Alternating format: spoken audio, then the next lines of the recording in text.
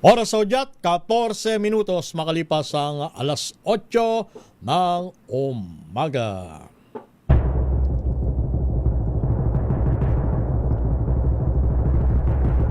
And the Golden Dove for Best Public Affairs Program Metro Manila goes to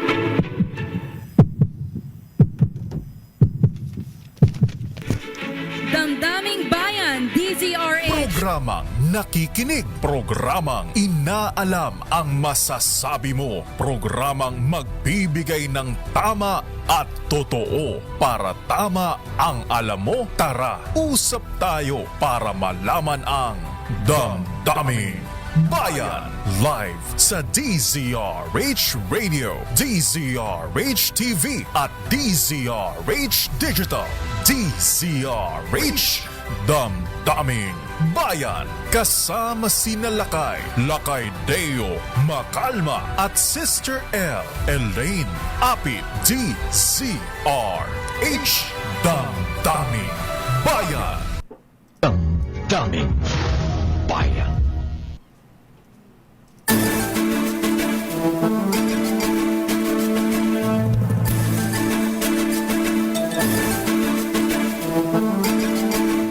Magandang umaga, Luzon, Visayas at Mindanao. Araw po tayo ng Miyerkules, ika-8 sa buwan ng Abril. Sa ngalan ni Boss Deo Makalma, ito ang inyong lingkod, si Romel Fuertes. At sa ngalan po ni Sister L, Miss Elaine Apit, ako po si Jackie Resho.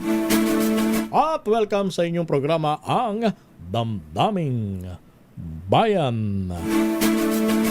Uy, simbang Baklaran pala ngayon, ha?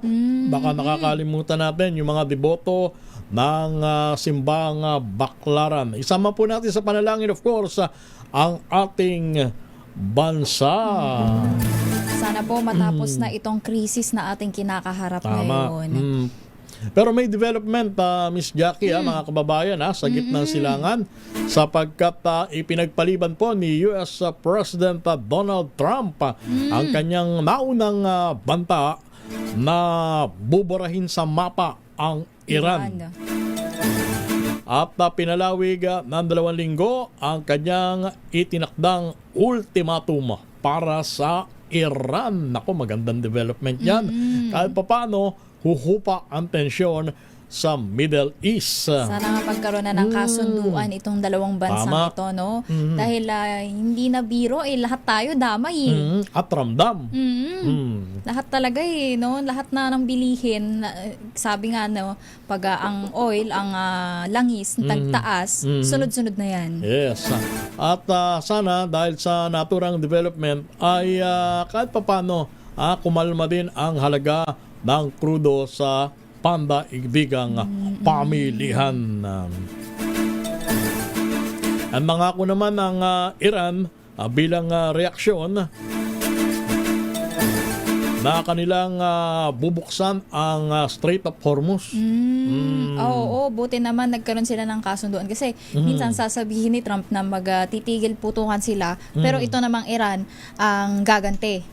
So magandang magkaroon nga ng kasunduan, na nagkaroon ng mediation, kumbaga, na stop muna. Tuldukan na.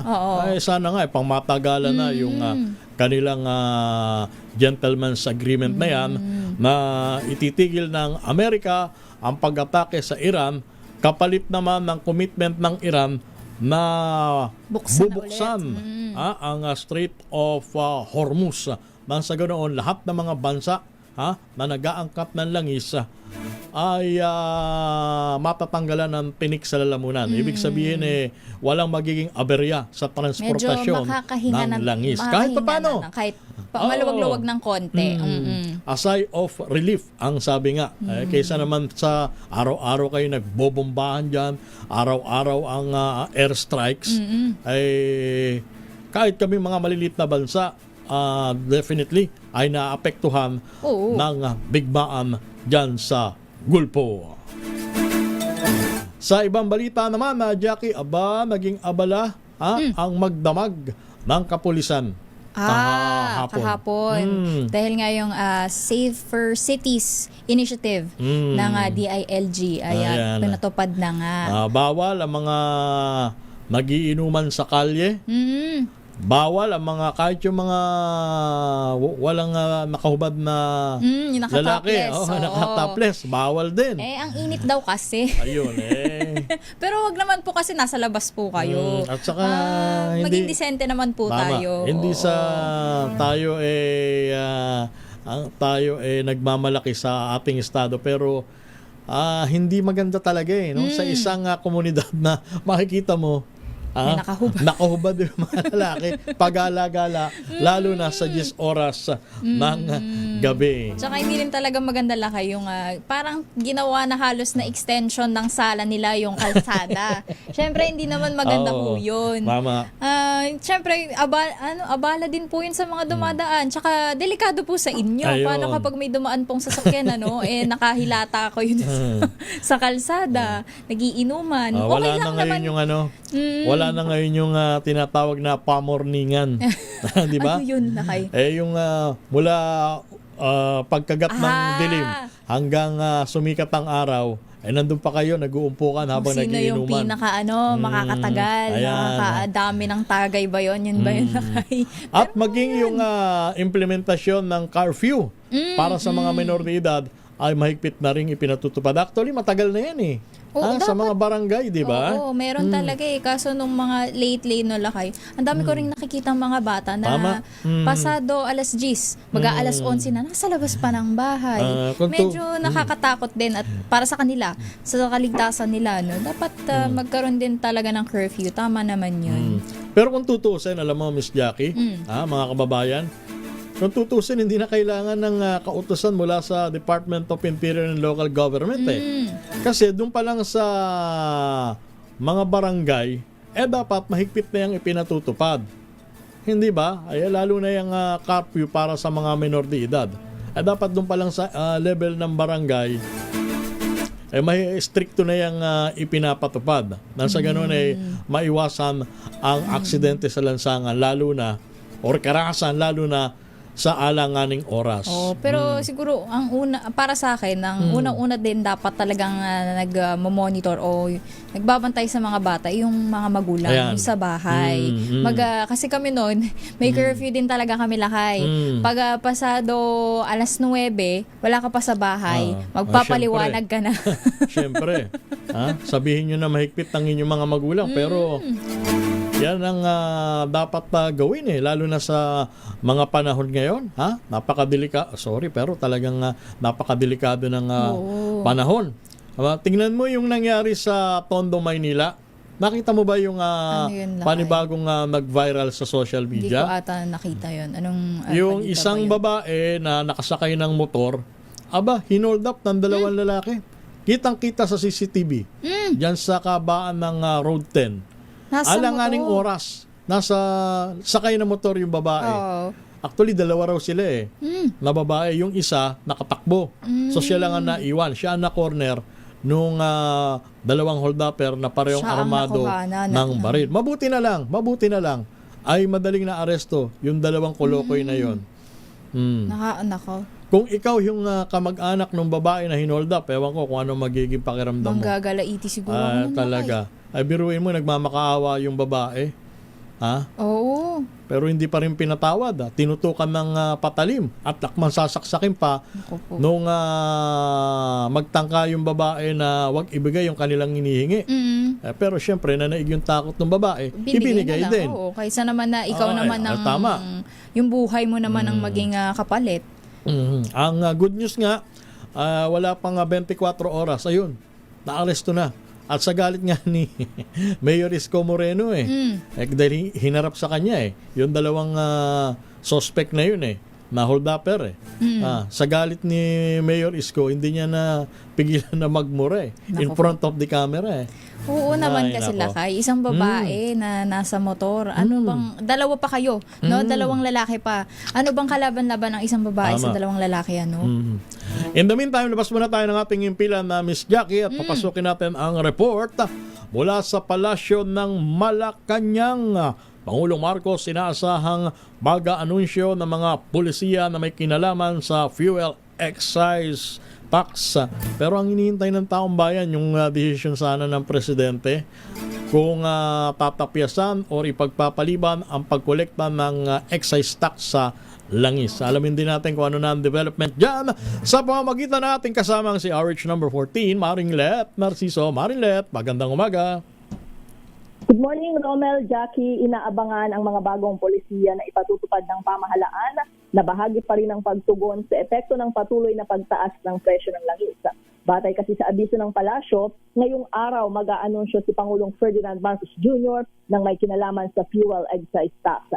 Ito'y matapos ang meeting ng Uplift Committee na pinangunahan ng Pangulo sa Malacanang kahapon. Partikular na hinihintay ang desisyon ng Presidente kung babawasan lang o tuluyang sususpindihin muna ang excise tax sa produktong petrolyo alinsunod sa ipinagkaloob na emergency power sa kanya ng Kongreso sa gitna ng gulo sa Middle East.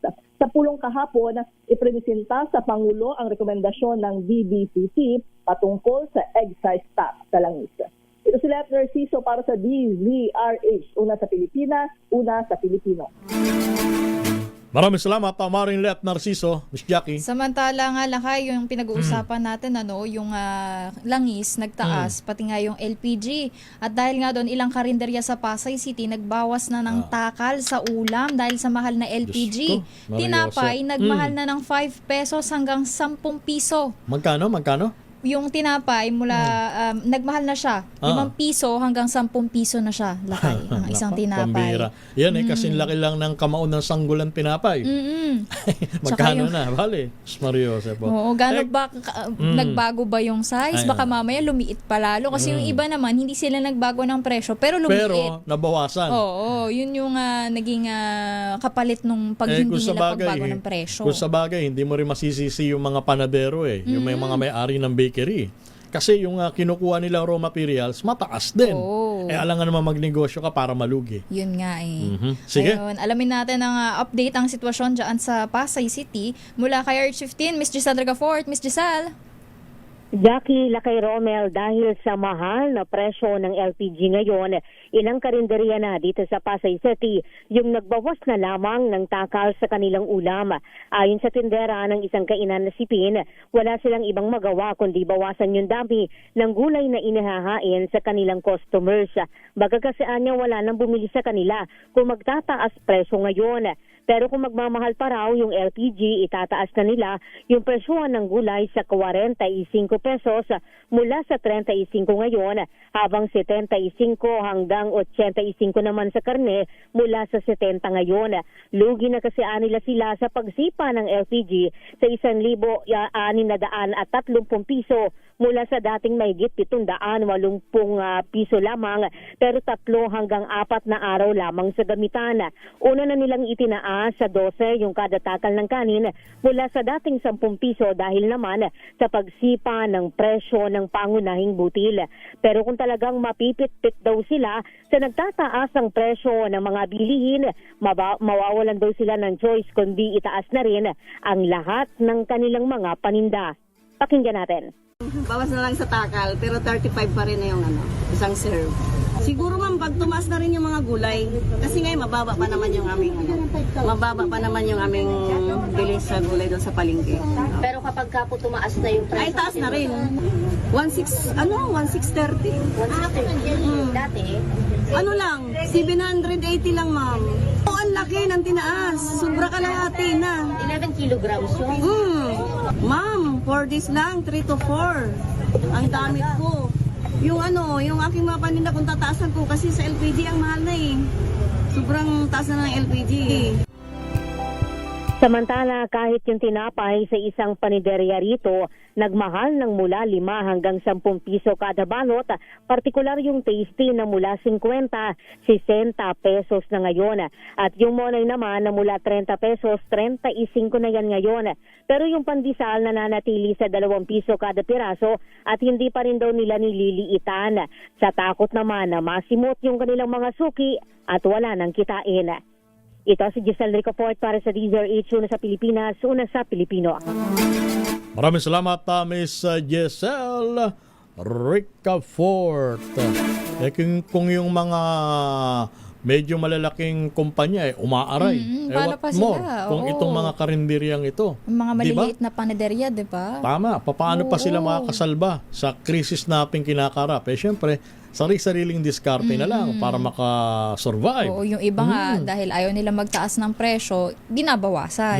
Pero syempre, kung hindi talaga maiiwasan, lalo na yung LPG, halos kalahati yung itinaas, wala din naman silang magagawa. Ipit din sila. Kailangan din nila magtaas ng presyo. Ngayon, dahil mataas ang halaga ng LPG, dito muna tayo sa uling. Ganun din. Mataas din ang halaga. Tumaas na rin. Oh. Saan pa ba tayo pupuluting kangkungan? Ang isang sako nun lakay, ang alam ko, halos pumapalo lang siya ng 200. Ngayon, nasa halos 400, 500 na ang isang sako ng uling. Ay, sus, yun pa, ay kung may lugar kayo na pwedeng gumamit ng uling, paano kung wala kayong lugar sa bahay ninyo na pwedeng gumamit ng uling? Ano na lang? Lalo ngayon, madalas ang sunog. Yun pa, napakainit pa ngayon, delikado sa sunog. Ayan. Siyempre, lalo na pagka yung katabi mong kapitbahay, reklamador. Ayun lang. Siyempre, magre-reklamo yan. Bakit ba ang usok-usok dito? Bakit ang usok? Bakit masakit sa ilong? Ganon. Para tayong nasa loob ng kugon Yung pala, gumagamit ng uling yung kapitbahay sa halip na LPG. At labas tayo ng Metro Manila. Alamin naman natin ang sitwasyon sa Central Luzon. Ito, pamamahagi ng fuel subsidy sa gitnang Luzon o marangkada na. Sino ang makikinabang dyan sa fuel subsidy na yan? Manang Grace Ansano. Manang Grace. Romel, umarangkada na nga itong unang araw para sa fuel subsidy dito sa buong Central Luzon. Unang tinarget ng DSWD Secretary Rex Gatchalian itong Cabanatuan City, kung saan target dito ang nasa mahigit 17,000 na mga tricycle drivers, operators dito nga sa Cabanatuan City. Hindi lamang Cabanatuan City ang magkasabay na pamamahagi ng ayuda para sa ating mga tricycle, maging sa bahagi ng Gapan City, San City, Muñoz City, at ilang pang mga karatig probinsya. Maging sa Tarlac, Pampanga, Bulacan, and of course, Bataan, and the rest ng mga provinces dito. Pagkatapos dito sa Central Luzon, tutungo siya sa Pangasinan. At eto, pilitin natin, Romel, na makausap ang ating Secretary. Right po tayo sa DSWD. Sir, eto, Romel. Sige, sino yan? Sino yung pinakausap mo, Kasama Grace? ko ngayon si DSWD Secretary Rex Gatchalian. Sir, kumusta po ang ating... Secretary, magandang umaga. Magandang umaga. Okay naman. Maraming salamat. Thank you for having me. Magandang umaga sa nakikinig at nanonood sa inyong programa. Well, ngayong araw, tulad na direktiba ng ating Pangulong Ferdinand R. Marcos Jr., pagkat natapos na kami sa first round ng payout sa Metro Manila, ngayon naman, after Holy Week, lumabas na tayo na Metro Manila. Ngayong araw, ang target natin ay around 367,000 na mga tricycle driver sa buong bansa ang makakatanggap ng tig 5,000. Sabay-sabay na nangyari to, hindi lang sa isang region, kundi all regions simultaneous na mga payout. Pagtapos naman ito, yung mga iba pang sektor na public utility drivers. Ibig nyo sabihin, yes, Secretary Gatchalian, magandang umaga po muli. Si Romel Fuertes po at si Miss Jackie. Ay, naputol si Grace. Bumalik ka ha, please. May mahalaga akong itatanong kay Madami yung Secretary nabanggit Gatchalian. na... Almost 367,000? Oo, yung makakatanggap ng fuel subsidy dito naman sa ating mga lalawigan. Dahil nga sabi nga, after sa Metro Manila, kinakailangan. Siyempre, yung mga ating mga kababayan sa mga probinsya, sila din ay umaaray na dito sa taas ng presyo ng langis. So, paano naman sila, no? Siyempre, Metro Manila lang. So, yun. Yes, okay na. Si Grace? Grace? Si Secretary. Sige. Yes. Ayan na si Secretary ulit. Okay, magandang umaga po muli, Secretary Gatchalian, sir. Yes, good morning. Magandang umaga. So, ibig niyo pong sabihin, hindi lamang sa Central Luzon nagkakaroon ng distribution ng fuel subsidy. Tama po ba? Simultaneous? Tama po yan. Sa 18 rehiyon ng buong Pilipinas, sabay-sabay na nangyayari to. Inuuna natin yung mga high-density areas, yung mga cities. sa buong Pilipinas. Sabay-sabay ito nangyayari as we speak. So siguro yung mga iba niyong correspondent sa iba't ibang reyon can also go to the payout centers para ma-observe nila. Like dito sa Cabanatuan, napakabilis ng proseso. So, nagpapasalamat kami sa ating mga partners na nagbigay sa amin ng logistics, yung mga venue na napakalaki, kaya ang bilis ng payout. Like dito sa Cabanatuan, ang target nga nila sana ngayong araw is around sa araw na to 3,000, pero wala pang alas 6 nakakalahati na sila. At maluwag yung payout center na ipinahiram nila sa DSWD. So walang in general diyan po sa Central Luzon, walang naging aberya sa pamamahagi ng fuel subsidy. Romel, dito sa Cabanatuan, papunta pa lang ako sa Urdaneta, papunta Angeles. So I will also observe, pero wala kami nakukuhang report everywhere kasi tulad yung sabi ko, we had ample time to prepare for this. At kung meron naman na nawawala sa lisan, meron rin tayong mga help desk na ready tumugon sa mga pangangailangan. At magkano po muli ang tatanggapin ng bawat tricycle driver operator? Secretary? 5,000 pesos ang nakalaan para sa bawat tricycle driver dito sa round na to. Tulad ng direktiba ng ating Pangulo, hindi naman to isang beses lang na mangyayari.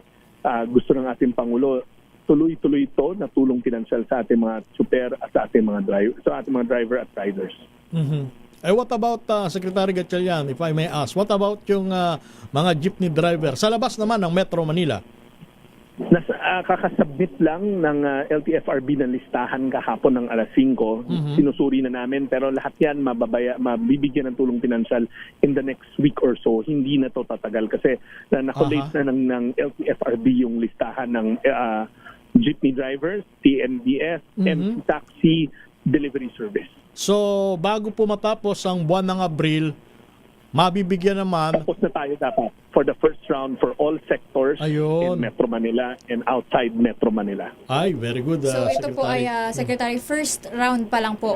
Ibig sabihin, mauulit pa po. Mayroon pa pong magkakaroon pa po ulit ng payout para po sa ating mga drivers. Ang gusto ng ating Pangulo, all of government approach. So, bukod sa DSWD na maglulunsad pa ng mga susunod na round, ang LTFRB may nagaganap na rin na tulong pinansyal ngayon yung kanilang fuel subsidy. Alam ko yung Department of Energy maglalabas na rin ng kanilang sarili. Kasi alam natin na hindi kaya to ng isang departamento. So, sabay-sabay na yung mga departamento na gumagalaw. So, if ituturing nyo na multiple interventions, so multiple rounds na yun. Pero kami sa hanin ng DSWD, pinaghandaan rin namin yung mga susunod pa natin na tulong pinansyal dahil yun ang gusto ng ating Pangulo. Okay. Maraming salamat, Secretary Gatchalian, sir. Maraming salamat. Magandang umaga. Yan. Romel, so yan ang ating Secretary ng DSWD, Rex Gatchalian. At ngayon na ongoing ang pamamahagi nitong tigpa 5K. May mga ilang maliliit na encounter tayo dito like yung ibang spelling, may discrepancy pagdating sa spelling. Pero pwede itong Ay, teka muna, Grace. By the way, baka pwede mo nga ihabol kay Secretary Gatchalian. Yung bang mga tinatawag na colorum ay pwede ring tumanggap ng... Ibabalik ko sa... Sige. Secretary, last question on my part. Yung po bang colorum kasama ba sa fuel subsidy? Unfortunately, Romel, nasa pamahalaan tayo. We cannot be tolerating illegal action. Tulad na napaliwanag ko, may mga na-detect tayo o natitisod tayo, mga driver na walang lisensya. May mga patong license to operate. Hindi naman sila dapat namamasada. Unfair naman doon sa mga sumusunod sa alituntunin ng batas every single day, di ba? Pero alam ko maraming local government unit partners natin ang tumutulong sa kanila na maitama yung kanilang mga papel. Baka ito na yung pagkakataon para itama nila. Pero Romel, ang sakit naman sa tenga pakinggan na kung kailan lang may tulong pinansyal sa kanila, itatama yung kanilang mga papeles. Diba? Kasi baka mamaya ang dahilan ng ibang nangunguluro. Secretary, total tayo nasa panahon ng krisis. Baka naman na pwede nyo kami bigyan ng konsiderasyon. Madamay na sila.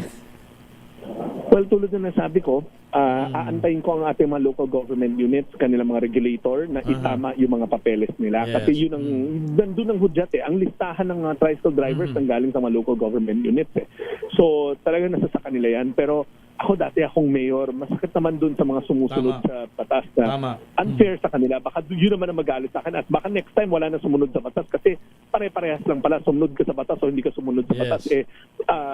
Walang punishment or wala man lang sanction. At kasi parang involuntary na sanction dahil nga sa nangyari, biglang lahat sila nagkukumahog na iayos. Pero sana hindi kailangan ng may tulong pinansal bago iayos ang papel. Obligasyon natin at responsibilidad natin bilang mga public utility drivers na meron tayong tamang papeles pag namamasada tayo. Ito pa isa, Secretary Gatchalian, pahabol na tanong. What about yung mga nagsa-sidecar? Alam nyo, Romel, lahat tayo apektado. No? Wala na sigurong individual ang hindi nakakaranas ng pagtaas ng presyo ng petrolyo. Pero alam natin, tulad ng mga recommendation ng maraming policy experts, kailangan yung ating approach is targeted. Unahin natin yung talagang direktong napuruhan nitong pagtaas ng presyo ng petrolyo. At yan yung mga public utility drivers natin, 'di ba? Yung mga padjak kasi, oo, alam ko na apektuhan din sila, pero kumbaga hindi sila napuruhan direct hit katulad ng mga public utility drivers natin kasi wala namang gas na ginagamit sa mga pedicab. Pero dapat hindi rin sila dapat mag-alala sapagkat meron na mga LGUs, hindi po ba, Secretary Gatchalian? Hindi lang yun. Kung may iba silang pangangailangan, alam nyo, yung medical assistance program namin, yung DSWD naman, nakabukas yan everyday. Pwede, kung meron silang krisis na pinagdaraanan, pwede kahit sino, wag na lang yung pedicab drivers, kahit sino na nangangailangan ng tulong, magtungo lang sa tanggapan ng DSWD. Tutulungan kayo ng ating mga social workers. Okay. Thank you, Secretary Gatchalian, and more power. Yan. Thank you so much, Secretary. Yun ang pahabol. So yun, at...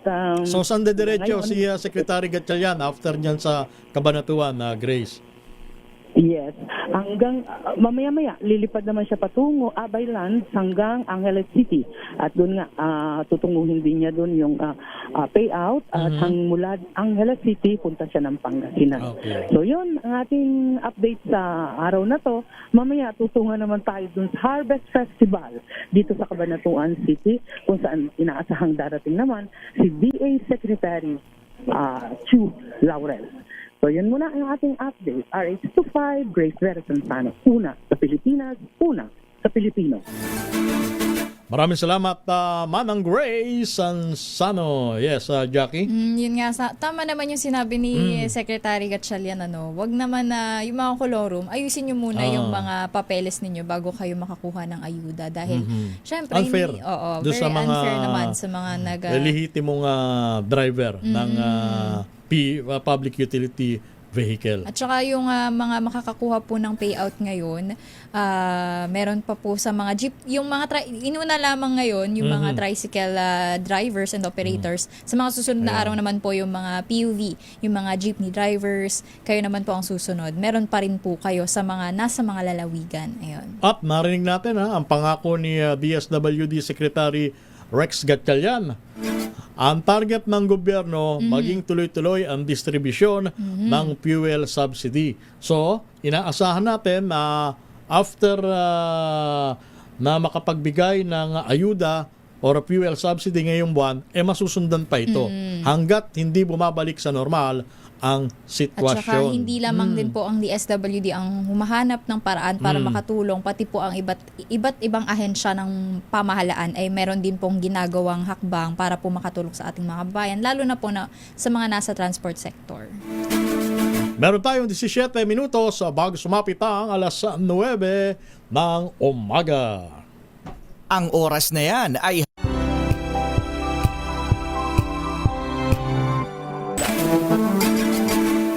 balik tayo sa inyong programa, Ang Damdaming Bayan. Minus muna si Boss Lakay Deo Macalma. Ito ang inyong lingkod pansamantala, si Romel Fuertes. At sa ngalan po ni Sister El, Miss Elaine Apit, ako po si Jackie Resho. At teka muna, batiin ko muna.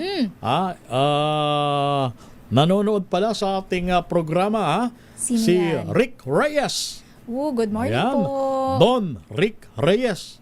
Alam mo ba kung nasaan sila? Saan sila? Nasa Jacksonville, Florida, USA lang naman. Good morning ba o good afternoon? Anong oras ba dyan, Rick Reyes? Good morning, good afternoon, and good evening na lang. At kasama niyang nanonood, syempre, yung kanyang Commander-in-Chief, Miss Marilyn Ma'am. Magandang umaga po. At ang kanilang anak na si PM. Ayan. Magandang umaga po dito sa Pilipinas. Boss Rick Reyes ng Jacksonville, Florida, USA. Ayan. Meron pa tayong 4 na o 3 minuto na lamang bago sumapit ang alas 9 ng umaga. Pero dahil nga medyo negative yung mga nababalitaan natin, syempre dito sa DZRH, magbibigay tayo ng good vibes, Lakay. Oo. Dahil patuloy pa rin po ang ating malakas promo kasama ang Pride Detergent. Ang ating ninong ng bayan, si Ninong Sherwin, ay nasa Barangay Tatalon, Quezon City. Pero bago natin malaman kung sino ang winner, kailangan matandaan niya muna ang ating word of the day. Word of the day, Kuya Billy? Ready na ba kayong tandaan ang ating word of the day para manalo ka ng DZRH Mini Component? Eto na! Eto na ang ating word of the day. Ang ating word of the day ay rules. In Tagalog, patakaran. Yun Ayan. po, ang ating word of the day ay rules. Ayan, tandaan nyo po para po kayo ay manalo ng hindi na mini, kundi medium component. Pero ating alamin na nga kung sino ang ating winner for today mula sa ating ninong ng bayan, Ninong Sherwin Alfaro. Ninong Sherwin! Good morning, Sherwin. Sino ang mapalad na nagwagi? Sherwin? Tumutok sa DZRH at manalo ng instant 1,000 pesos sa Malakas promo kasama ang Pride Detergent. Malakasan ang makinig at manood sa DZRH! Ninong Sherwin! Yes, magandang umaga, Sister J at Lakay Romel. Yes. Eto nga, ang ating winner ngayong umaga ay isang cooking ng ina. Yan. Uy, Sherwin. Nagluluto. Nagluluto. Cooking. Nagluluto ngayong umaga. Dahil palagi nagraradyo. Nagulat ako eh. Gandang umaga po. Good morning po. Kayo yung nagluluto ng agahan. Opo. At habang nagluluto kayo ng agahan, nakatuto kayo sa radyo. Opo, sa DCRA. Ano ba niluluto ni Nanay? Sherwin? Mga lutong bahay po. Ayan, pakita natin yung mga lutong bahay. Nagtitinda sila. Oo, meron siyang karinderya. Uy, ang sarap yan, gulay. Musala ng mga armored car driver dito sa Barangay Tatalon, Quezon City. Ayun. Anong niluto nyo ngayong umaga? Ano po, sinigang na baboy, adobong manok, Ba? adobong sitaw. Nagtaas ba ang presyo ng inyong mga paninda? Hindi po. Hindi. Dati pa rin po. Ganun pa rin. Pero yung takal po, baka mamaya nagbawas Ano po? Nagbago ba ang takal? Hindi naman po. At nakakaawa din ang mga tao. Ayun. Pero nakita ko mukhang mabilis maubos yung Oo nga paubos na. mga luto ninyo, Nanay. Wala na po yung mga customer ko, mga driver.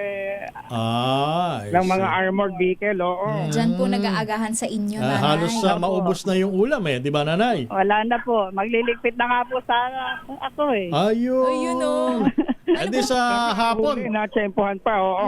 Sa hapon, pwede uli kayong magluto ng merienda naman, Nanay. Hindi po. Tama na po. Okay. Pahinga na. Pahinga na. Oo. Anong oras mo kayo nagigising sa umaga at nagluluto? 3 o'clock po. Gising na po ako. Napakasipag Alas 3 talaga ka madaling ni Nanay. araw. Talaga namang napakasipag. Itanong mo nga, Sherwin, magkano naman ang kinikita niya kada araw sa pagtitinda? Sapat lang po. Magkano Para po may yung sapat? pambayad Sa mga bills. Mga 1,000 po. Pwede na. Pero Biruin mo. magkano na po doon yung ba? kapital. Gross na yon. Okay rin biruin mo, kung tuloy-tuloy ang 1,000 everyday on the average, sa loob ng isang buwan, meron kang kulang-kulang at 30,000. Tama ba ako? Opo. Nanay, okay, tamo. Basta masipag lang. Po ng anak. Yun. Talaga naman ang diskarte Ngayon, ni Nanay. madadagdagan pa ng isa pang libo. Nakakabilib. So, yung 2,000. kita mo? Bukas hindi na Panalo nyo ngayong araw. Thank you naman po.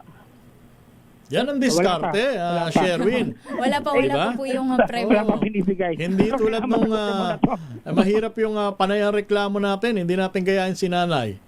Di ba? Dumidiskarte para makatawid ng gutom. Opo. Kahit po pandemic, nagtindap din po ako. Kita mo yan? Dapat ganyan na maging attitude ng mga kababayan natin. Hindi yung puro reklamo. Hindi sa panireklamo kayo ng reklamo. Oo. Na mataas ang presyo, hindi naman kayo namimili. Ha? Angal kayo ng angal Kaya na nga. ang mahal-mahal ng gas. Ah. Wala naman kayong kotse. Ha? Yung mga, mga reklamador Kaya, dyan. Huwag mo kaya nga. reklamo masyado. Ha? Apo. Ayan, no, si Nanay, hindi na rin ako siya magreklamo. sige, bigyan mo na ng premyo, Hindi Sherwin. kayo magreklamo ngayong araw dahil madadagdagan po yung inyong kita. Kailangan nyo lang masagot sinong pabor yung announcer sa DZRH tuwing umaga. Si Deo Macalma po. Macalma po. Ayun. Si Romel Fuerte. Ayun. Si Rencio. Ayun. Si Angelo Palmones. Ayan ang mga paborito Alam na talaga. alam. Ang dami. Dahil dyan meron kang 1,000 pieces. Okay, thank you po sa DZRH. Congratulations, Nanay. Oo, at hindi lang yan, Nanay, magkakaroon ka rin ng medium component kapag nasagot mo ang ating word of the day. Okay po. Ay, hindi po yun ang ating word of the day. Opo, Ano po yung word of the day natin, Nanay? Rules po. Ayun. Kuhang-kuha nyo ang ating DZRH medium component. Hatid sa atin ang Astron, ang official radio set partner ng DZRH, alagang Astron, alagang maasahan. At syempre meron din kayo tatanggapin na grocery mula sa ACS at sa DZRH. At hindi lang yan, meron pa kayong pinakamalaki, pinakabago, pinakamabango ang Pride Fabric Conditioner, Korean Sorbet Bloom Detergent Powder with Stain Away Formula, 2 kilo, kaya kahit gano'ng karaming laban, ubos yan. And speaking of laban, hindi nyo nalalaban, isusuot nyo na lamang ng 6 na taon ang pinakabagong design ng DZRH t-shirt na minomodelo ng lalaking may pinakamalalim na dimple. Yan, ha?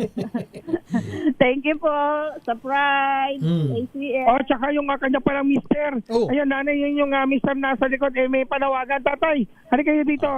Palapitin mo si tatay. Sumalo kayo dito sa aming lamesa. Ayan, tignan mo naman yung ating part-time forum dito. Meron tayong lamesa. O, tatay, anong panawagan nyo po? Magandang umaga po. Nananawagan po ako sa LTFRB sa Sona Rosetta Tamayo ng Director NCR LTFRB na sana po magkaroon ng random inspection dito sa Araneta Avenue dahil sa mahirap na nga ho ang buhay sa pamasahe ng tao, nagdadalawang sakay pa ang mga estudyante at saka mga manggagawa. Nahihirapan sila makasakay sa mesa dahil sa nagdadalawang sakay pa po sila. Hindi na isang sakay lang, nakamenos sa sana ng pamasahe. Nagdodoble pa. Bakit? Nagkakaroon ba ng cutting trip? Tinatanghali pa, nalilate pa sila sa pagpasok sa trabaho at saka eskwela. O kasi bakit daw nagkakaroon ba ng cutting trip ng mga nagka-cutting trip ba? Lumalagay na cutting trip po dahil may panel route na ang jeep na Quezon Lacson na ruta. Yun na dapat didiretso ng pero Lacson Avenue pero hindi dumidiretso. Hindi po dumidiretso. Doon lang po sila dati nilang terminal sa Mesa. Sa Santa Mesa. Opo, Santa Mesa. Ang bihira. Dapat sana matigdan to ng Sige, pakiulit mo nga, Sherwin, pakiulit mo nga yung lugar. Yung Paging ruta ng LTFRB. Quezon Avenue, biyaheng Lacson Avenue na ang nangyayari mula Quezon Avenue hanggang Araneta lang. Araneta lang po. Dapat dumidiretso sila ng ang via Araneta, Magsaysay Boulevard, Nagtahan Ikot. Dapat doon na po ang ruta nilang bago. Lumabas na rin po ang bago nilang prangkisa. Sa madaling sabi po may order na. May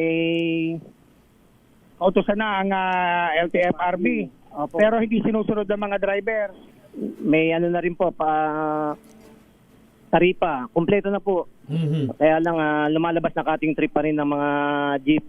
Ayun ang nagiging problema ng mga kababayan natin dito dahil imbis ang sakay nila doon na sa Magsaysay sa may bahagi ng Lacson Avenue sa may Nagtahan ilalim, nangyayari dito pa sila binababa dito sa may Araneta lang hanggang doon lang.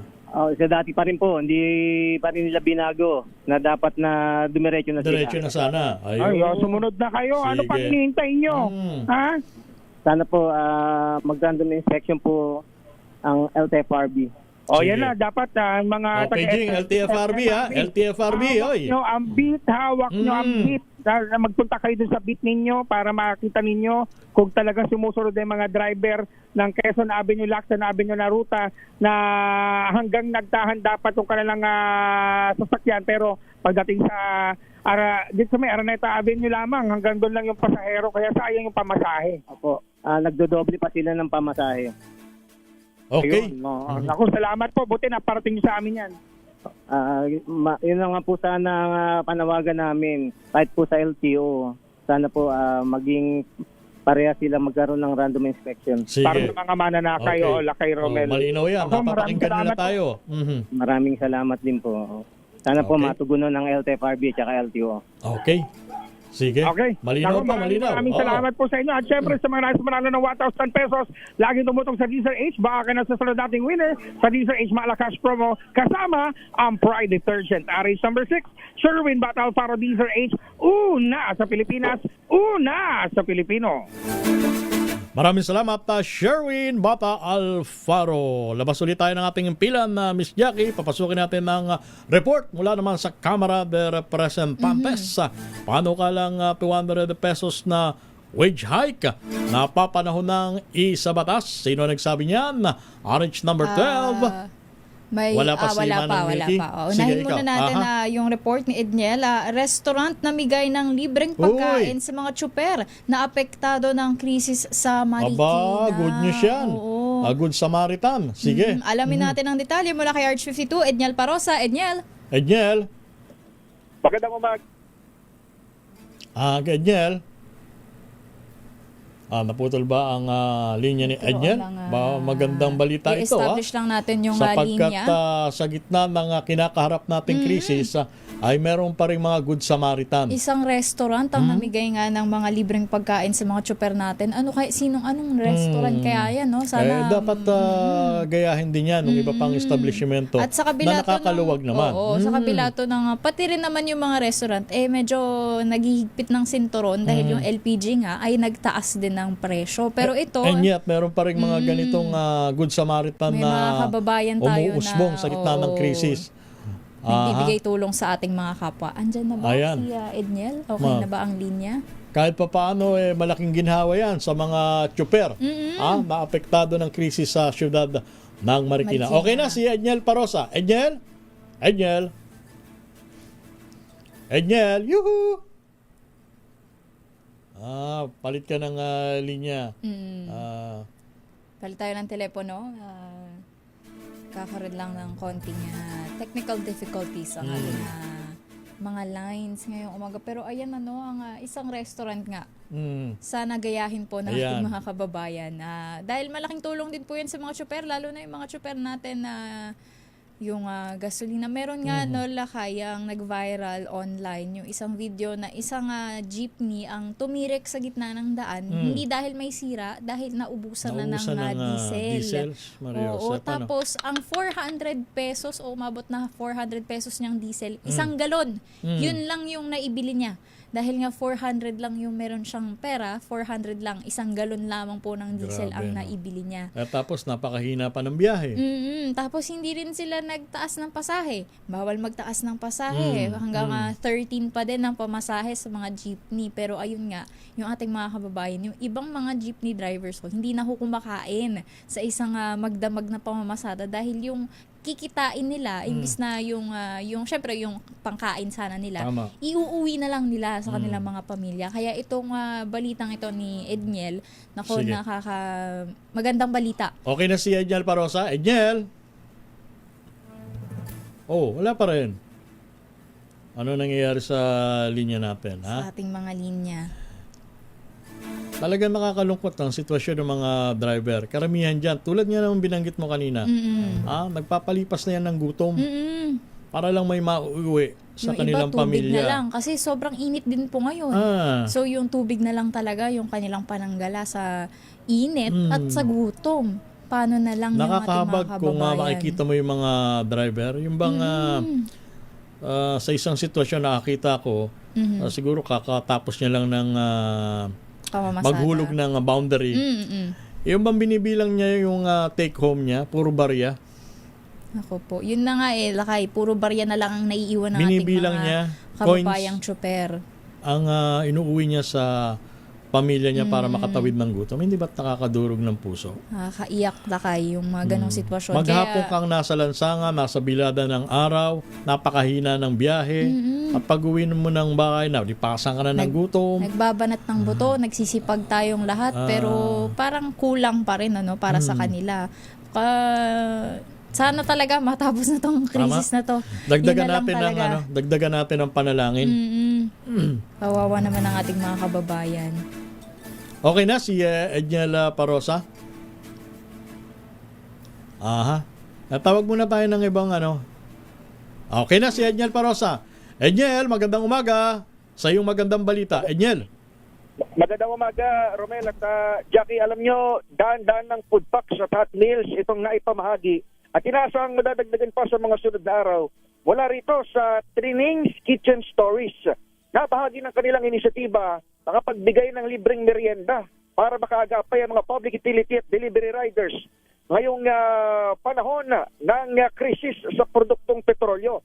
Itong Trinings Kitchen Stories, hindi na bago ito Lakay Romel sa ganitong kursada o initiative dahil sila rin yung nasa likod ng Soup Kitchen. Kung matatandaan nyo nung panahon ng COVID pandemic at itong kasagsagan ng mga bagyo sa lungsod ng Marikina.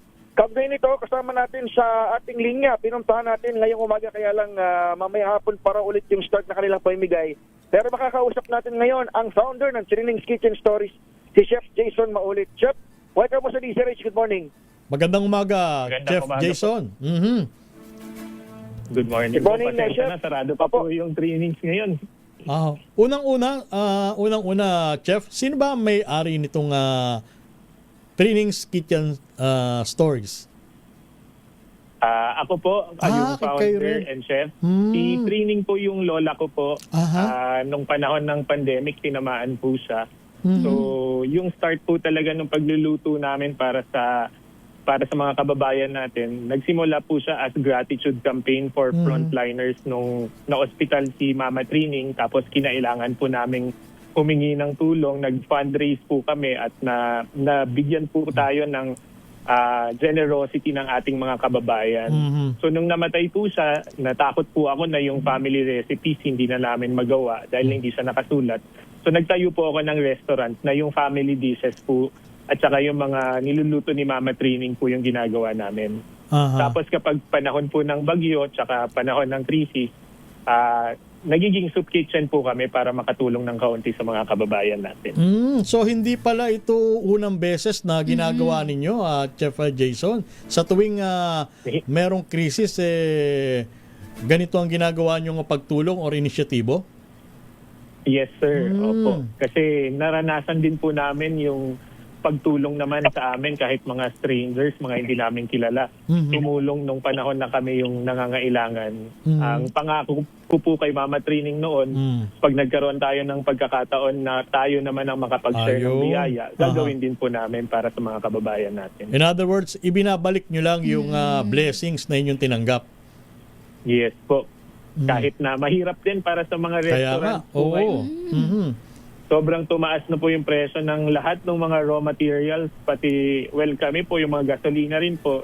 Karamihan po sa mga staff natin, mga riders din . So talagang tinamaan po talaga ng crisis na to yung mga miski sa team po natin. So, yun nga, Chef Jason, nabanggit mo na nagtaas lahat ng bilihin. Saan po nyo nakukuha yung pondo for this initiative na pwede rin po ba na magbigay po ng donation? Yung mga ilan po nating mga kababayan na medyo nakakaluwag-luwag, gusto rin pong magbigay ng tulong sa ating mga kababayan. Yes po, ma'am. Bale, nagpa-fundraise po tayo. So meron po tayong in-cash and in-kind donation. Ang pangako naman po namin sa mga kababayan natin, hanggat merong ingredients na dumarating at merong resources na dumarating, yung portion ng kusina natin magiging dedicated for the feeding operations, no. So far, halimbawa po ngayon, yung Bounty Cares Foundation, yung Bounty Fresh, nag-pledge po sila ng manok tsaka itlog. Good. Meron din po tayo mga partners na mga magsasaka po from Benguet nung bumili po tayo ng gulay sa kanila, kumbaga halimbawa 150 kilos po yung binili nating gulay, ang ginawa po nila, tinapatan nila yung binili natin. So naging 300 kilos na pagdating sa Trainings Kitchen Stories. So ang nakikita po natin dito sa experience na to, yung Pilipino talaga nasa puso niya yung tulungan yung kapwa niya dahil opo, kasi kahit na lahat tayo naghihirap, parang kung sama-sama tayo, baka mabawasan ng kaunti din yung paghihirap ng ibang tao dahil sa atin. Obviously, Chef Jason, lubhang nakakabilib at hindi pangkaraniwan yung ginagawa ninyong tulong sa gitna ng krisis. Ang tanong ko, hindi ba kayo nababahala, Chef Jason, na dumating ang pagkakataon na hindi naman sinasabi natin na kayo ay malugi, pero hindi nyo makamit yung target revenue ninyo for example for the month of April dahil sa ginagawa nyong pagtulong na ito? Meron bang ganung apprehension on your end, Chef Jason? Lahat naman po yata ng Pilipino ngayon kinakabahan na sa mga nangyayari at saka sa mga susunod pang mangyayari. Ako po ngayon yung trainings medyo lumalaban po tayo, pero pahingalo na rin, kumbaga papunta na tayo sa medyo hingalo. Pero ang kwento po ng mga super natin kapag nakakausap namin, minsan mamimili na sila between pagkain o gasolina. Kami po sa trainings naman, kahit naghihirap na rin po tayo, hindi pa tayo umaabot sa punto na mamimili ka kung kakain ka ngayon o magpapagas na lang para magtrabaho. And tingin po namin kung dumating na sa punto na yun na yung choice ng super, yun na yung choice ng rider, kailangan nang may tumulong. Kailangan nang may magbigay po ng kahit kaunting assurance sa kanila na hindi sila nag-iisa sa krisis na to. Ako naniniwala po ako sa kabutihan ng Pilipino. Nung nangyari po tong initiative na to, medyo ang dami pong nagtanong din ng mga menu namin, nagtatanong kung paano makakatulong sa restaurant. So, naniniwala po ako na yung Pilipino, pag nakita po nila, una kung honest yung initiative, kung may integrity yung mga taong gumagawa ng initiative, people are going to be drawn. They will help the Filipino. And yun po yung hindi po, mas malaki po yung tiwala ko sa Pilipino kaysa sa takot ko na malugi yung restaurant.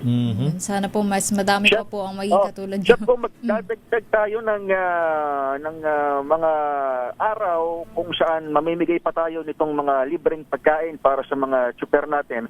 Ano ba yung mga mechanics na dapat siguro ihanda o requirements na dapat ihanda ng mga super natin? Kasi I understand itong unang 2 araw ng pamimigay ninyo ay baka nagkaroon ng confusion dahil yung iba siguro baka magpanggap na lang na super ng pampublikong sakyan, Chef. Opo. Nung first day po, medyo nagkaroon ng experience na ganun nun. Parang dinumog bigla, tapos yung staff natin medyo na-overwhelm. So nag-abot. Nung second day, meron na pong learning. Ang ginawa po namin, pina-register na po namin sila. Simple details lang po hiningi namin. Pangalan, kung ano po yung ruta nila kapag bumabiyahe, at saka yung kung kanino po silang organization affiliated. Kung Grab, Move It, Lala Move, yung mga ganun po. Ang experience po namin, kapag may step po na ganun, yung mga hindi totoong super, hindi natutuloy kasi kailangan ipakita nila yung app sa amin. So, yun po yung nagiging filtering mechanism din natin. Medyo bumagal ng kaunti yesterday kasi dahil sa step na yon, pero mas nakakasiguro po tayong lahat na yung efforts natin mapupunta talaga para sa pinaka-vulnerable ngayon, who are our drivers. So, Chef Jason, ano nga uli ang abutan nilang pagkain sa inyong libreng programa na ito, Chef? Opo, nung Monday, nung nagsisimula po yung initiative, nagpamerienda po tayo, pansit. Pero yesterday, dahil po mas dumami po yung resources natin from the help of our kababayan, nakapag full meal na po tayo. So, yung kung ano po yung mga ingredients na makuha sa kusina, mga karne namin, nilagay po namin with sayote. Today po, ang alam ko, ano tayo, pinagoongan sa gising-gising kasi may mga gulay po na galing sa Benguet. Opo. Pinili na po natin na mag full meal na lang kasi marami pong mga riders talagang gusto nila kanin, yung kailangan. Tama. Kasi kumbaga one meal a day na lang sila. Yes. At mag-uumpisa yan anong oras? Po? Anong oras siya matatapos? Usually po nagsa-start po tayo ng 4 p.m. Nagluluto na po yung kusina siguro mga 2:00. Tinataon din po namin sa lean hours ng operations natin para hindi po masyadong masakit naman. So mula 4 o'clock po hanggang maubos po yung stock, nagbibigay po tayo ng pagkain sa labas po ng Trainings Kitchen Stories. Ayun. Maraming salamat, Chef. Jackie, meron ka pang tanong? Wala naman na lakay. Sige. Nagpapasalamat lang din ako kay Chef Jason at sana po lumago pa ang inyong restaurant na Trainings Kitchen Stories. At gayahin din ng iba pang mga establishmento. More blessings sa Chef Jason. Thank you, Lakay. Maraming salamat po for having me today. Daniel? Oo, at kasama nga natin ang founder ng Trainings Kitchen Stories. Maya-maya, 4:00 ng hapon ay magsisimula ulit silang mamahagi ng libreng pagkain para sa ating mga pampublikong o super ng mga pampublikong sakyan. Pakiulit mo ulit. Sa lungsod ng Marikina. Daniel, pakiulit mo ulit. Rosa, DZRH. Una sa Pilipinas, una sa Pilipino. Daniel, andiyan ka pa? Yes, Lakay Romel. Oo, sige. Pakiulit mo ulit yung location, Daniel. Si Chef Jason at ang kanyang Trainings Kitchen Stories ay matatagpuan sa Hill Fernando Avenue dito sa Barangay Santo Niño, Marikina. Actually, itong buong Hill Fernando puro restaurant ito. Mula rito sa may sumulong o sa may Marcos Highway papasok sa Marikina at palabas. Pero yung kanilang lugar ay specifically matatagpuan sa Lot 12, Block 3, Hill Fernando Avenue dito sa Barangay Santo Niño, lungsod ng Marikina. Malapit lamang ito sa Good Friend Bridge at Marikina Engineering Compound, Lakay Romel at Jackie. Okay, maraming salamat, Daniel Parosa. Magatid sa ating oras, 9:23 ng umaga. Napakagandang hakbang yan, napakaganda. Jack. Diba? Initiative, yung mga chef, yung ating itong ang Trainings Kitchen Stories, yung mga restaurant. Kaya nananawagan tayo, Jackie, doon sa iba pang establishmento, lalo na yung mga sobra-sobra naman na kinikita. Oo. Hindi ba? Share your blessings. Oo. Tsaka maganda yung kwento nga ni Chef Jason na yung mga pinagbilhan niyang magsasaka, yung mga magsasaka natin, alam natin gipit din sila. May mga pagkakataon na hindi rin sila nabibigyan ng ayuda. Pero sila mismo yung binili na 150 kilos na gulay ay tinapatan nila. Ibinigay nila, i-donate nila para makatulong dito sa inisyatibo ng Trainings Kitchen Stories na makapagbigay ng libreng pagkain sa ating mga tsupero. Ayan. Muli, mabuhay ka, Chef Jason. 9:25 ng umaga, muli tayong magbabalik makalipas ang patalastas na ito. Standby, Manang Milky Regonan. Standby. Ang oras ay Balik tayo sa inyong programa, ang damdaming bayan sa ngalan ni Boss Lakay Deo Macalma. Ito ang inyong lingkod, si Romel Fuertes. At sa ngalan po ni Sister El, Miss Elaine Apit, ako po si Jackie Resho. Tanggap ulit tayo ng report mula sa labas ng ating impilan. Paano ka lang 200 pesos wage hike? Napapanahon ng isa batas. Ibalita mo yan na RH number 12, Milky Regunan. Talagang napapanahon na sapagkat bago pa sumiklab itong tension sa Middle East, meron ng ganyang nakapending sa Kongreso, yung legislated wage increase na yan. Tama ba, Manang Milky Regunan? Good morning! Magandang umaga, Romel at Jackie. Dahil sa pababa ng purchasing power ng piso, makatuwiran lang na pagtibay na ang bill para sa 200 pesos across the board wage hike. Ayon kay Representative Dada Kiram Ismula na Akbayan Party List. Base sa datos ng Philippine Statistics Authority, katumbas na lamang ngayon ng 750 pesos ang halaga ng 1,000 pesos noong 2018. Sabi ni Ismula, hindi pwedeng barya-barya na lang ang natitira sa bulsa ng ating mga nanay at maging sa mga manggagawa dahil sa sobrang mataas na presyo na mga pangunahing bilihin. Git ni Ismula, ang panukalang 200 pesos na dagdag sahod ay hindi lamang lifeline, kundi katarungan para sa bawat pamilyang Pilipino na patuloy na nagsisikap sa gitna ng krisis. Anya kailangan i-prioritize ng Marcos Jr. administration ang pagpasa ng aumento sa sahod na hindi isasalba ng one-time na ayuda ang ating mga manggagawa. Dagdag pa ni Ismula, ang wage hike ang magiging isa sa mga konkreto at long-term solution sa gitna ng mahabang krisis. Ang panukadang 200 peso wage hike ay nakapaloob sa House Bill 766 na akda ng Makabayan Reform Bloc na kinabibilangan nila Ismula, First Sandanya, Shell Jokno at Dinagat Islands Representative Takabag-aw. Ako si Neil Criguna nagulat para sa DZRH, una sa Pilipinas, una sa Pilipino. Maraming salamat, Manang Milky Regunan. Samantala, paglalagay ng inflatable pool sa kalsada ipinagbabawal sa Maynila. Pero parang ang dami atang naglalabas ngayon ng mga inflatable pool ngayon, boy, dahil sobrang init. Yung ibang mga bata, yan yung pampalamig. Alam mo, karaniwan pa.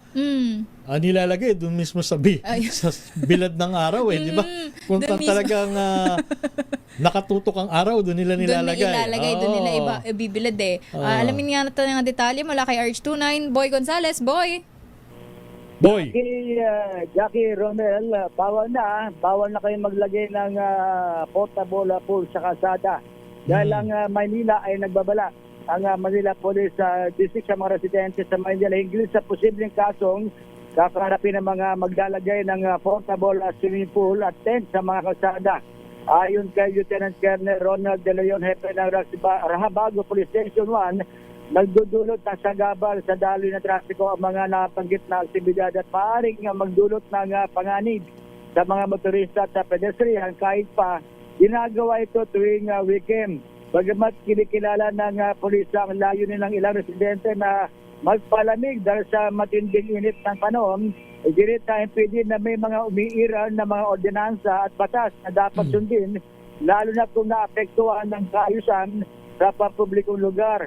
Nauna nang nagsagawa ng operasyon ng NPD Schedule sa ilang bahagi ng Tondo sa Kapulong Street kung saan nakita ang ilang residente.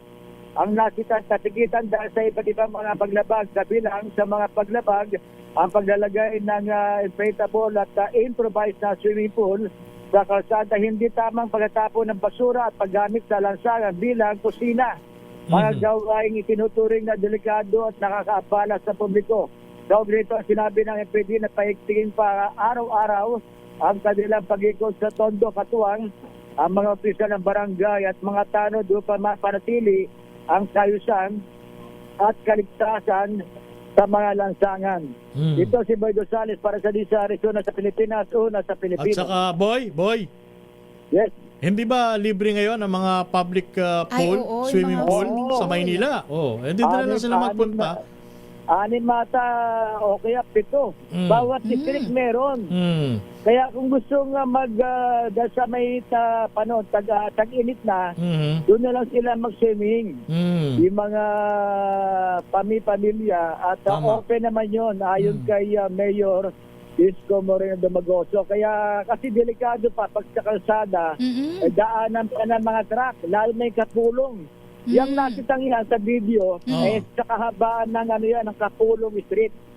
Kapulong Street, ang laki, nakakakop niya sa isang lane ng kalsada, ang nakakakop niya malaking portable swimming pool. Kaya bawal nang maglagay dyan dahil sinimulan na ng Rahabago Police Station ng paninita. Sa mga sagabal sa kalsada. Meron kasi boy, yung iba parang magkakatapat pa halos sa isang kalsada magkakatapat yung mga portable pool, yung mga inflatable pool. Meron nga sa kalsadang maliit 3 o 4 na magkakapit bahay naglagay ng portable swimming pool. Ayun nga, ang problema kasi wala nang madadaanan. Walang madaanan yung mga tao.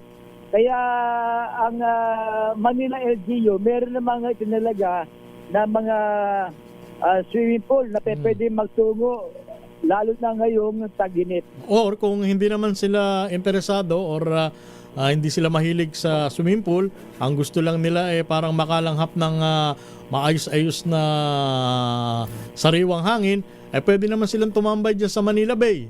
Boy, hindi ba? Sa Baywalk. Sa Baywalk? Sa Baywalk, yung Dolomite Beach. Gusto nilang makakita ng pananaw dyan sa dagat, yung Baywalk natin, dyan sa Dolomite Beach. Pero bawal ba? Bawal pa rin ba maligo, Boy? Yun nga lang, bawal ang maligo kasi Kumbaga, hindi pa maayos yung tubig. Bagamat wala na mga basura dahil sa Dolomite Beach, maganda na. Kaso yung tubig talaga bawal pa kasi hindi tumutugma sa malinis na tubig dyan sa dagat ng Manila Bay. Kumbaga, sightseeing lang talaga.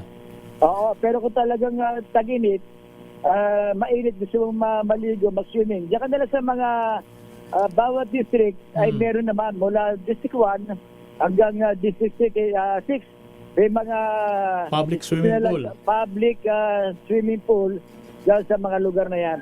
Okay, maraming salamat, Boy Gonzales. Balik sa iyo, Romel at Jackie.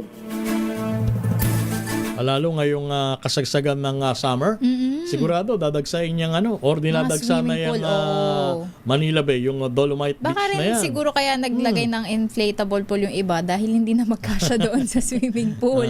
Pero sana po wag sa kalsada dahil bukod sa nakaharang po, walang madadaanan. Delikado din po para sa inyo, lalong-lalong sa mga bata pag doon po kayo sa kalsada naglagay ng inflatable pool. At muli natin pinapaalala, welcome kayo magpunta sa Dolomite Beach. Ang ipinagbabawal yung maligo. Wag lang maliligo. Wag lang maliligo. At pero saka, kung magpapahangin lang at mag-sightseeing, pwede po kayo. At panatilihin natin ang kalinisan. Oo, tama. Yung mga balat ng candy, ibulsa na lang. Ibulsa nyo na lang. Sa halip na itapon nyo kung saan-saan. Kasi yung mga maliliit na bagay na yan, sasabihin hindi, balat lang ng candy ito. Pag pinagsama-sama nyo yan, nako, sandamukal na basura mangyayari. Sama-sama, nagkumpul-kumpul na po, malaking bagay din po yun. Saka pagka naumpisa na, yung mga patapon-tapon, pa isa-isa, ay nako. Siyempre, sasabihin ng iba, yung iba nga nagtapon, bakit ako hindi pwede? Ayan, ganyan tayo ano? At sa Senado naman, pagdinig ng Senate Committee on Agriculture tungkol sa epekto ng oil crisis sa agrikultura at fishery sector. Jumpak na. Sino-sino ba mga nandyan? Na-reach number 28, Paring Raymond. Dadpaas sa Paring Raymond. Paring Romel, Ms. Jackie, jumpak itong ipinatawag na hearing ngayon ng Senate Committee on Agriculture, Food and Agrarian Reform ni Senator Francis Kiko Pangilinan. Ito ay rinsunod sa kanyang Senate Resolution 346 na inihain upang alamin kung ano ang epekto ng krisis sa langis dahil sa kaguluhan sa Middle East sa larangan ng agrikultura at fishery sector. Ganon din ay matignan kung gaano naman kahanda ang gobyerno upang bigyan ng suporta ang ating mga magsasaka at mangingisda. Sa kanyang opening statement, sinabi nitong si Senador Kiko Pangilinan na kapag hindi nasuportahan ang mga magsasaka at mangingisda ay malalagay sa alanganin ang food security ng ating bansa. Ang mga pinaka-senior na opisyal ng DA na aking nakita ay si Yusek Roger Navarro at Yusek Asis Perez at iba pang mga opisyal ng Department of Agriculture. Ay may mga kinatawan din dito, halos napakaraming mga agencies na nandito mula sa Department of Agrarian Reform, ang Agricultural Training Institute, National Irrigation Administration, nakita ko si Administrator Eddie Guillen, at yung DBM, meron din walang kinatawan. Ang DWF, meron din kinatawan, DTI, at DSWT, at DILG, at DOST.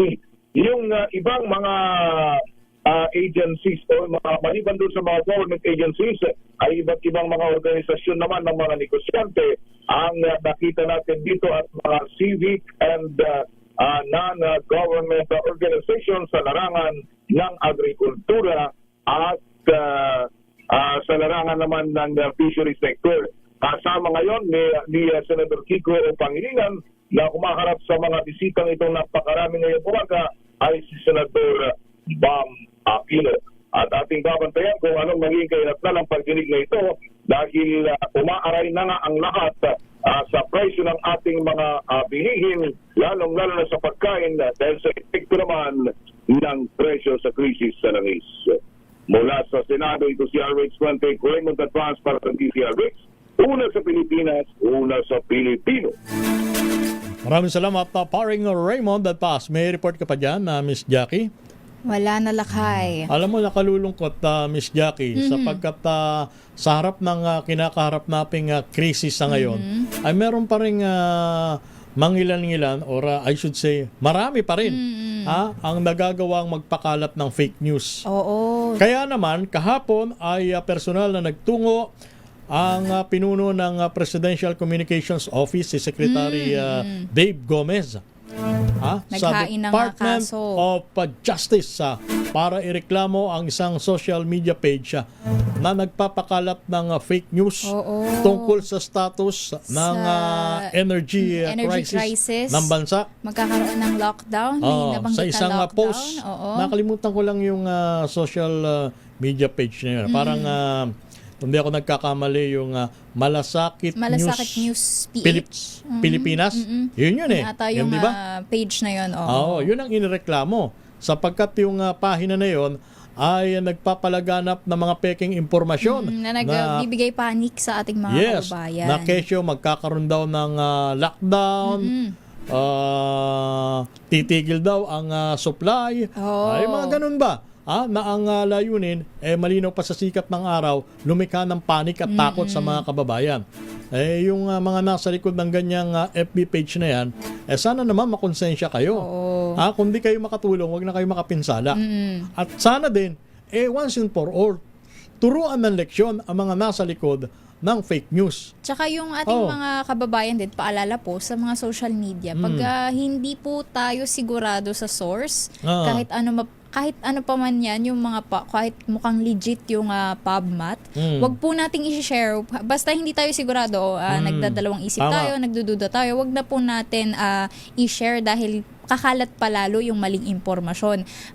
Lagi po tayong titingin sa mga verified accounts, lalong-lalo na yung mga media pages, gaya po ng DZRH, meron po sa Facebook DZRH News. Diyan po makikita nyo yung mga lehitimong mga impormasyon at mga balita. Yun po. Mag-ingat din yung mga kababayan natin. Sumasabay pa kayo sa krisis na kinakaharap natin Yung mga fake news peddler na yan. Ang problema kasi, honestly, hindi sila natatakot sa batas Bakit? Wala kasing nasasampulan Mag-sample ka dyan. Ewan ko lang kung meron pang gumaya. Magdadalawang isip na At yung sasampulan nyo, wag yung mga pipitsugin. Yung mga kilala. Nang sa ganun, magkaroon ng takot yung mga sumusuporta sa kanila. Hindi ba? Kung ganyan, kaso. Tapos, afterwards, wala nang balita. Hindi mo malang nakitang humimas ng rehas na bakal. Baka nakapagpiyansa, gano'n. Alam natin na meron tayong tinatawag na due process.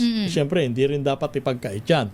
Pero, sa mga pagkakataong ito, sana naman, magbigay tayo ng sample nang hindi sila pamarisan. Yan yung dapat hindi talaga ginagaya. Huwag po nating gayahin yung ganyan na magbibigay tayo ng maling impormasyon sa ating mga kababayan. Nasa krisis na nga po tayo. Parang iniinsulto nyo pati ang batas Hinahamon nyo ang ngipin ng batas Bigyan kita ng sample. Yung isang fake news peddler, hindi ko nababanggitin ang pangalan, pero kilala siya kinasuhan sa NBI.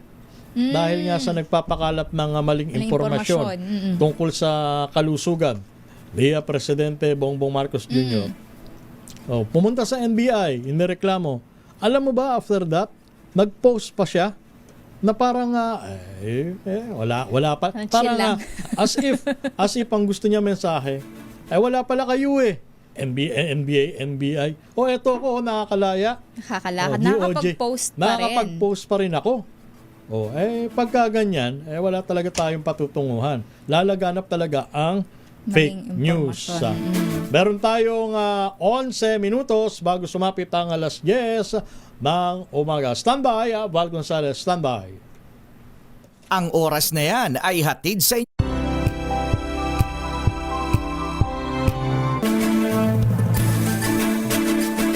Magandang umaga, Dr. Troy Bakir. At Boss Ray Nadar ng Quezon City, si Dr. Troy Bakir ay boss pala yan sa East Avenue Medical Center. Ang oras natin, 5 minuto bago sumapit ang alas 10 ng umaga. Jackie? Ayan, tagap tayo ng report. Grupong Kilosang Mayo 1 at iba pang militante sumugod sa Kamara. Pangulong Bongbong Marcos sinisingil ng malinaw na solusyon sa sumisirit na presyo ng oil products. Detalye sa report ni RH5, Val Gonzalez. Val? Jackie at Romel sumugod dito sa South Gate ng Kamara de Representante dito sa Batasang Pambansa, Quezon City. Ang kilusang Mayo 1 at iba pang militanteng grupo kasabay ng isasagawang pagdinig ng Kamara sa krisis pang-ekonomiya dahil sa mataas na presyo ng produktong petrolyo. Sinisingil ng mga rallyista kay Pangulong Ferdinand Bongbong Marcos Jr. ang malinaw na aksyon upang ibasura ang oil deregulation law at suspindihin ang pagpapataw ng excise tax sa langis sa gitna ng patuloy na pagsipa ng presyo ng petrolyo. Giit ng grupo, tapos na ang Semana Santa, ngunit patuloy pa rin ang kalbaryo ng mamamayan. Hindi anila sapat ang 20 pesos na kada kilo ng bigas na hindi naman accessible sa lahat dahil kinakailangang pumila pa ng gabi sa mga iba't ibang mga kadiwa center. Hinihikayat din ng grupong mga manggagawa na lumabas sa kalsada sa Mayo 1 Labor Day upang ipanawagan ang 1,200 peso na nationwide daily wage at igiit ginigit ng grupo ang long-term solution. Gihit ng grupo, hindi panandali ang ayuda. Ang kailangan sa mataas na presyo ng gasolina. Kasama dito sa kilos protesta, ang grupong bayan, ang Unyon ng Manggagawa, mga kabataan at iba pang progresibong organisasyon na nagpahayag ng pagkadismaya sa umano'y pananahimik at papiso-pisong tugon ng Administrasyong Marcos sa paghihirap ng sambayanan. Sa darating na Mayo 1 ay lalabas itong grupo para magpahayag ng pagkadismaya sa gobyerno. Okay. Nasa 30 minuto na itong nagpapatuloy na isinasagawang kilos protestang ito ng iba't ibang grupo dito sa harap ng gate ng Kamara de Representante na tahimik naman at gwardyado ng mga tauhan ng Quezon City Police District. Okay. Ako si Val Gonzales, DZRH, una sa Pilipinas, una sa Pilipino. At labas tayo ng Metro Manila, Parish Pastoral Council sa isang simbahan Katolika sa Sangyay, Camarines Sur, manawagan ng tulong na maibalik ang mahigit 1 hektaryang lupaig inaangkin umano ng LGU. Baano ito? Kaso ng land grabbing? Ang detalye, ibalita mo yan na Rich number 18, Roel Saldico. Roel. Nanawagan ng mabilis na tulong ang ilang mga opisyal ng Paris Pastoral Council ng St. James de Apostol na ikinabigla nilang hindi na pala napagmay-ari ng simbahan ang bahagi ng lupa bagos ito'y nakatitulo na sa lokal na pamalang bayan ng Sangay, Camarines Sur. Ayon kay John Buribor, ang former president ng Paris Pastoral Council ng St. James de Apostol Paris na Sangay, Camarines Sur at kasalukuyang chairperson ng Committee on Temporalities na siyang nangangalaga at nangasiwa at pagdating naman sa mga ari-arian, kagamitan at mga usapin pagdating naman sa lustikal at operasyonal na simbahan. Matapos matuklasan ng mahigit 12,629 square meters na lupa na sakop naman ng kanilang simbahan na sana'y gagamitin na para sa ekspansyon ng senior high school building ng St. James Academy ay pagmay-ari na at nakatitulo na as hindi umano sa ilalim ng LGU Sangay. Dagdag pa ni Buribor, maging silang mga taga-simbahan ay nagulat na lamang na matuklasan na ang lupa na para sa simbahan ay nakapangalan na sa LGU simula pang taong 2017 na ngayon hindi umano wala naman silang binibigay ng paintulot para dito kung saan sa termino anya nito ni Mayor Evelyn Pentebella ang ina ni incumbent Congressman Arne Pentebella ng 4th District. Actually po, kang time ni Padre Hugos, ni Mother Rose yan, implement ang K-12 program. So doon man natuklasan dito na nakiuli sa LGU na matugdog for expansion ng senior high school. Actually, napag-urulayan na sa pastoral meeting. Dangan nga lang linadagos na dinatugutan. Natuklasan ng 2017 may title na pala nakapangalan ito sa local government. Simbahan talaga yan. Public knowledge po yan. Public knowledge niya na may property-akan sa simbahan talaga yan. Mayo pa man ang probinsya, mayo pa ang Republika ng Pilipinas.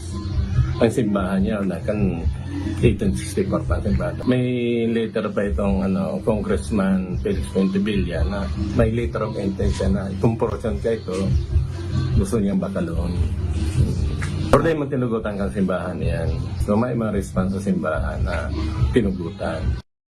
Pero ngayong pagkasindahan na nag-occupy. Iginit pa ni Kuya June, ilang taon na lamang nakalipas, maraming administrasyon na rin ang nagdaan na mayor ay hindi ito inangkin. Ngunit sa ganitong sitwasyon ay ngayon lamang tumusbong sa kabila ng sanay maganda nilang hangarin para sa mga mag-aral sa St. Andrew Academy. Pinangarap sa LGU kang 2017. Time ito ni Evelyn Pentevilla, siya ang mayor. Ito, si Mayor Joby Mangka ito ang municipal administrator.